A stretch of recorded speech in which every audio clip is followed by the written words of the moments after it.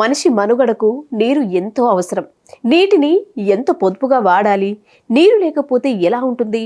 పొద్దున లేచిన దగ్గర నుంచి నీరు లేకుండా మనిషి మనుగడ అనేది సాగదు.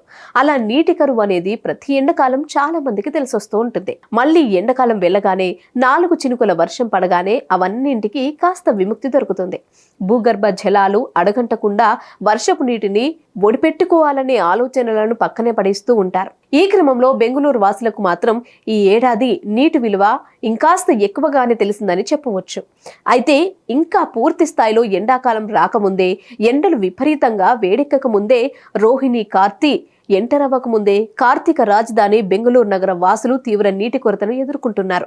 స్వయంగా రాష్ట్ర ముఖ్యమంత్రి కార్యాలయానికి, డిప్యూటీ సీఎం ఇంటికి సైతం నీటి కటకట వచ్చిందనే వార్తలు ఇటీవల వైరల్గా మారిన పరిస్థితి తెలిసిందే. ఈ క్రమంలో నీటిని పొదుపు చేసేందుకు అధికారులు పలు రకాల చర్యలు తీసుకుంటున్నారు. ఇందులో భాగంగా తాగునీరును వృధా చేసే వారిపై కఠిన చర్యలతో పాటు జరిమానా కూడా విధిస్తున్నారు. నీటి వృధాపై పలు ఫిర్యాదులు రావడంతో వాటిపై చర్యలు చేపట్టారు.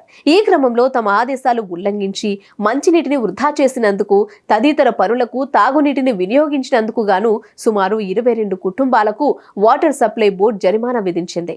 ఒక్కో కుటుంబానికి 5,000 చొప్పున జరిమానా చెల్లించాలని ఆదేశించింది. ఇప్పుడు ఈ మ్యాటర్ హాట్ టాపిక్ గా మారింది. అయితే తాజాగా ఈ విషయాలపై స్పందించిన బెంగుళూరు వాటర్ బోర్డు అధికారులు తాగునీటిని గార్డెనింగ్, కార్ వాషింగ్ వంటి అవసరాలకు వాడినందుకు నగరంలోని వివిధ ప్రాంతాల్లో 22 కుటుంబాల నుంచి మొత్తం 1.1 లక్ష మేర జరిమానాగా వసూలు చేసినట్లు తెలిపారు. ఇందులో ప్రధానంగా దక్షిణ ప్రాంతం నుంచే 80,000 జరిమానా వసూలు చేసినట్లు తెలుస్తోంది. ఈ నేపథ్యంలో నీటి పొదుపు గురించి మరిన్ని సూచనలు, హెచ్చరికలు చేస్తున్న నీటి సరఫరా బోర్డు నగరంలో నీటి కటకటను అర్థం చేసుకుని తాగునీటిని పొదుపుగా వినియోగించుకోవాలని సూచించింది. ఇందులో భాగంగా కార్లు, బైకులు కడగటం, ఎంటర్టైన్మెంట్ సంబంధిత కార్యక్రమాలు, నిర్మాణాలు వంటి వాటి కోసం తాగునీరు వాడొద్దని కోరింది. ఆదేశాలను ధిక్కరిస్తే మొదటిసారి జరిమానా, అనంతరం ఆ జరిమానాను ప్రతిసారి 500 అదనంగా పెంచుతూ పోతామని వెల్లడించింది. Hit TV presents like, share, comment.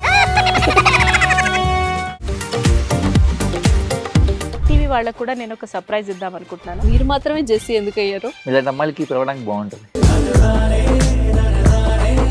Chandu సాయికి like you and have a జనాలకి ఒక పేరు నచ్చిందంటే దీనికి ఒక ప్రాసెస్ ఉంటుంది. ఎందుకు ప్రాసెస్? డైరెక్ట్‌గా వెళ్ళిపోదాం. ఏదైనా ఒకటి మర్చిపోయినావా నువ్వు? మర్చిపోయినా మేడం. ఏం మర్చిపోయారు? నా గుండె. ఏదో ఆ టైంకి మన సుడి బాగుంటే ఎవరన్నా చూపింటే రాయగలం కానీ డోర్ టు డోర్ సేల్స్ చేసేవాళ్ళు. శారీ వస్తుంది కదా, శారీలో వెనకాల కట్టుకుని అమ్మా నీ వెన్నెలా